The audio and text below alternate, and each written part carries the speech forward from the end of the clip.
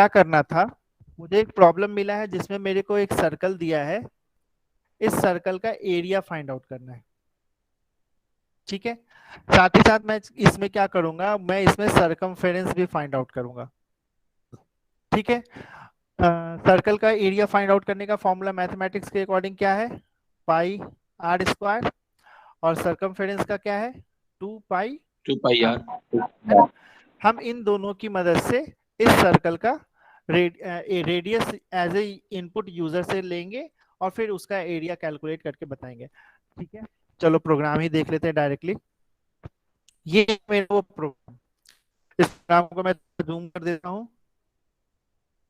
देखो, सबसे पहले क्या लिख रखा है हमने, हेडर फाइल। ये तो आपको ऐड करना ही पड़ेगा, सुबह वाली क्लास में भी बताया था हेडर फाइल की जरूरत पड़ती है। क्यों? क्योंकि इसमें हमारे बहुत सारे टर्म्स ऐसे यूज करेंगे हम जिनकी डेफिनेशन लिखी हुई है। ठीक है, नेम स्पेस भी बताया था हमने, नेम स्पेस भी अपने को यूज करना है।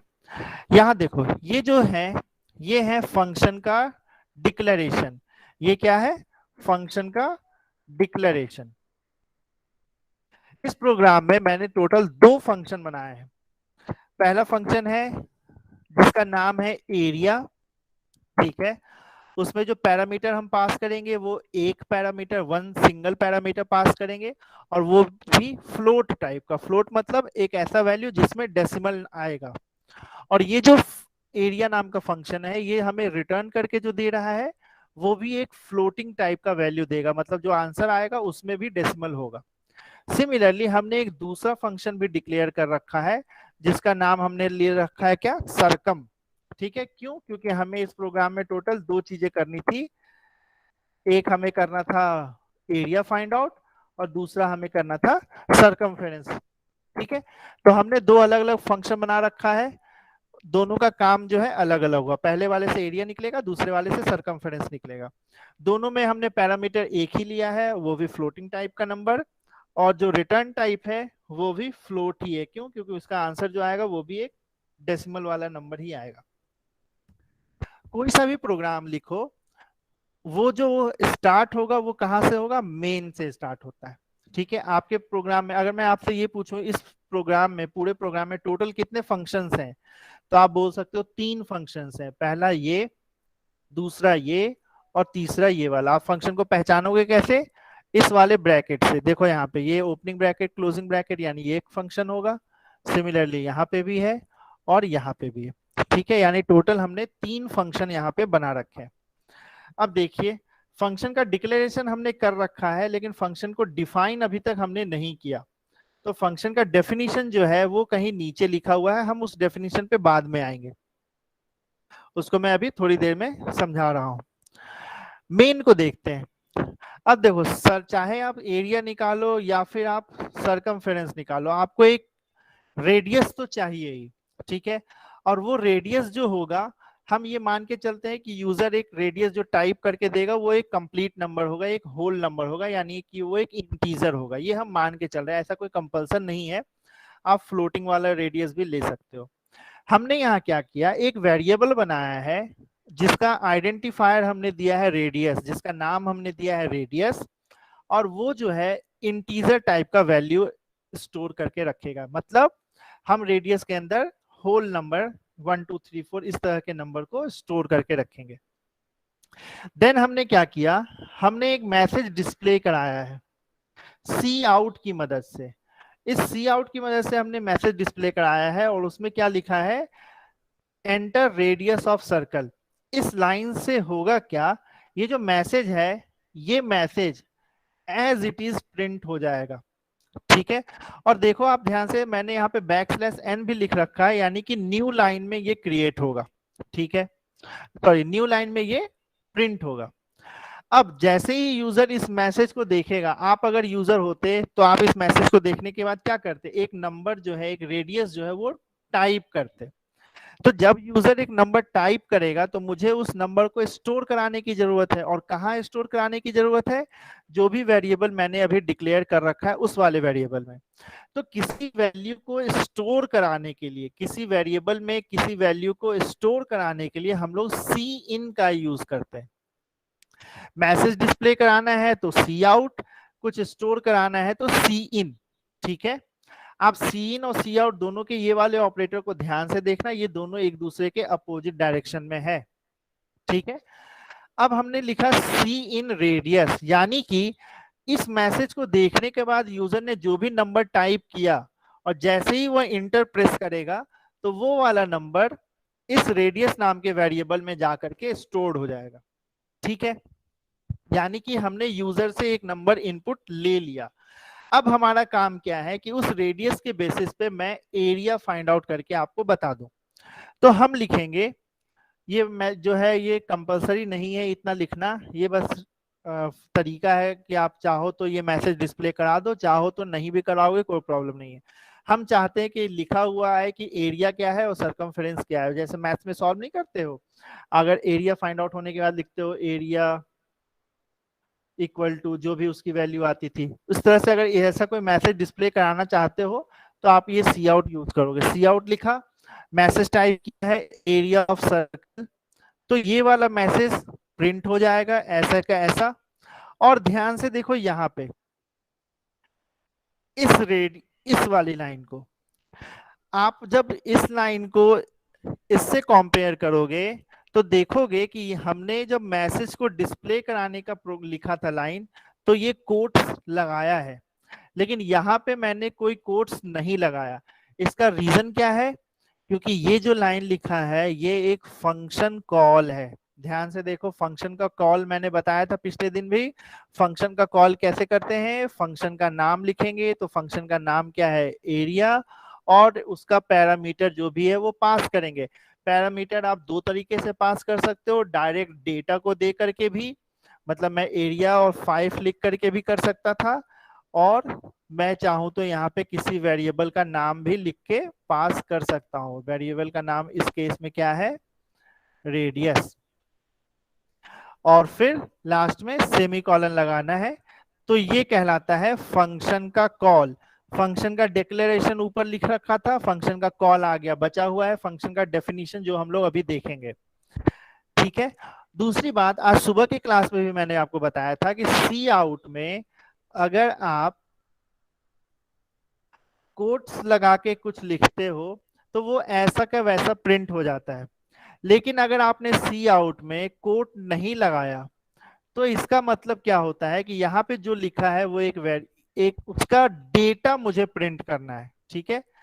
तो इस प्रोग्राम में भी हमने यहाँ पे कोट्स नहीं लगाया, इसका मतलब इसकी जो भी डेटा होगी, जो भी वैल्यू आएगी वो वहां पे लिखना है। अब मुझे ये कैसे मालूम कि ये कोई एक वैल्यू देगा?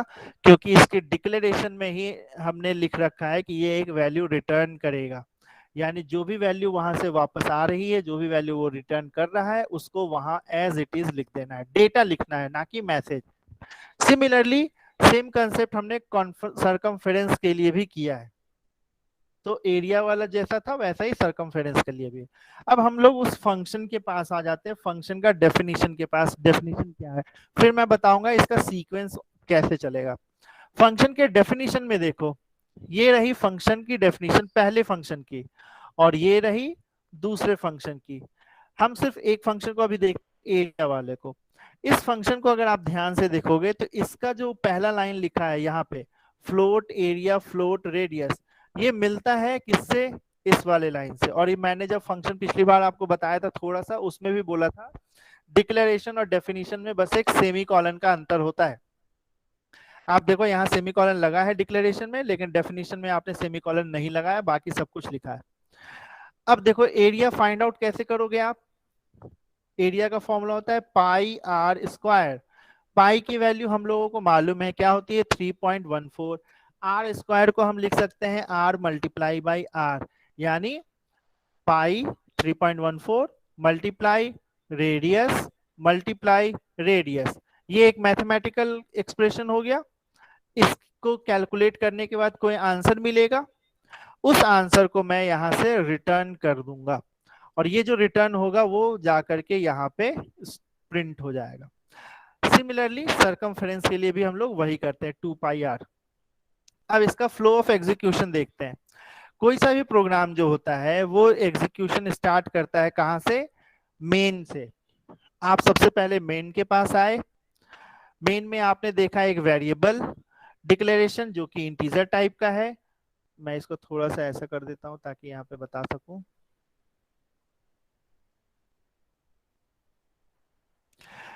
ठीक है, जब आपने ये डिक्लेरेशन देखा तो आप क्या करोगे, आपका कंपाइलर आपके कंप्यूटर की मेमोरी में एक ब्लॉक बुक कर देगा, एक ब्लॉक इस ऑक्यूपाई कर लेगा और उसका नाम दे देगा रेडियस। ठीक है, ये हो गया रेडियस। फिर क्या होगा, एक मैसेज सी आउट है, तो आउटपुट स्क्रीन पे क्या चल रहा है, ये तो इंटरनल था कंप्यूटर की मेमोरी में आया। आउटपुट स्क्रीन पे ये वाला मैसेज लिखा हुआ आएगा, एंटर द रेडियस। ठीक है, ये मैसेज लिखा हुआ आएगा। फिर इस मैसेज को देखने के बाद यूजर क्या करेगा, इस मैसेज को देखने के बाद यूजर एक नंबर टाइप करेगा। मान लेते हैं यूजर ने नंबर टाइप किया है 5। ठीक है, तो ये जो 5 है वो इस सीन के लाइन की वजह से कहाँ आके स्टोर हो जाएगा, इस रेडियस के अंदर। ठीक है, क्योंकि मैंने सीन लिखा है रेडियस में, यानी वो 5 इस रेडियस नाम के वेरिएबल में आके स्टोर हो गया। देन ये लाइन चलने वाला है यहां से यहां तक, तो मैसेज डिस्प्ले होगा आपके आउटपुट स्क्रीन पे, एरिया ऑफ सर्कल। ठीक है, उसके बाद ये वाला डिस्प्ले होना चाहिए। और लेकिन ये जो है ये क्या है, ये एक फंक्शन का कॉल है। तो कंट्रोल क्या करेगा, कंपाइलर क्या करेगा, इस वाले लाइन को, मतलब इसके बाद का जो लाइन है उसको रीड नहीं करेगा। थोड़ी देर के लिए उसका एग्जीक्यूशन रुक जाएगा और वो क्या होगा कि वो यहां से उठकर इस फंक्शन के डेफिनेशन के पास चला आएगा। इसकी डेफिनेशन कहाँ लिखी है, यहाँ पे। ठीक है, डेफिनेशन के पास आ गया। अब देखो रेडियस जो था वो कहाँ आ चुका है, इसके पास। और रिटर्न क्या करना है, ये कैलकुलेट होगा 3.14 इंटू 5 ये एक वैल्यू देगा आपको और वो रिटर्न हो जाएगा। फॉर एग्जाम्पल मान लो ये कितना होता है, 3.5 इंटू 5, 3.14 मल्टीप्लाई 5 मल्टीप्लाई 5, ये होता है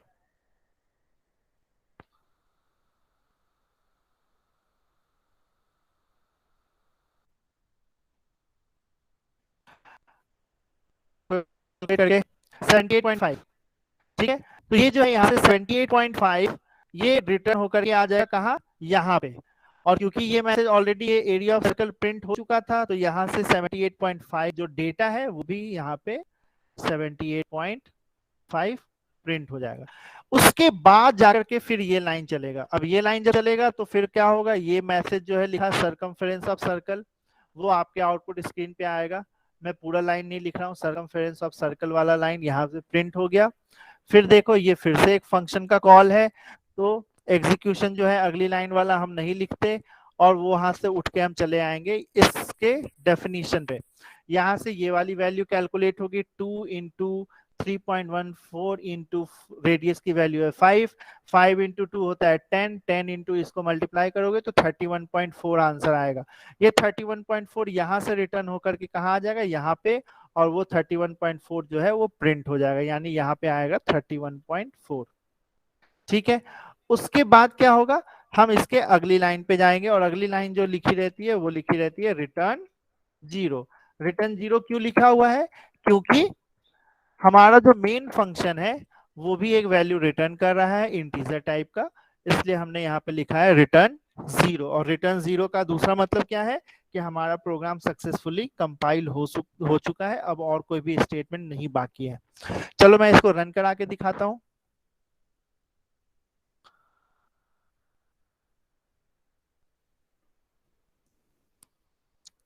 ध्यान से देखो, यहाँ नीचे आउटपुट लिख रहा है। आप देखोगे यहाँ पे तो ये जो है ये एक ब्लैंक स्पेस दिखा दिखा ये जो शेडेड है, ये क्यों है, क्योंकि मैंने इंटर रेडियस ऑफ सर्कल के पहले बैक स्लैश एन लगा रखा था। अगर ये नहीं लगाते तो ये लाइन यहाँ नहीं लिखी होती, ये लाइन यहाँ लिखी होती। ठीक है, इंटर रेडियस ऑफ सर्कल, तो मैं यहाँ पे 5 ही टाइप कर देता हूँ, इंटर प्रेस करूंगा तो देखो वो दोनों मैसेज प्रिंट हो गया, एरिया सर्कल ये एज इट इज जो ये लिखा हुआ था, फिर फंक्शन का कॉल हुआ, फंक्शन के कॉल के द्वारा एक आंसर रिजल्ट निकला और वो आंसर यहाँ आके प्रिंट हुआ।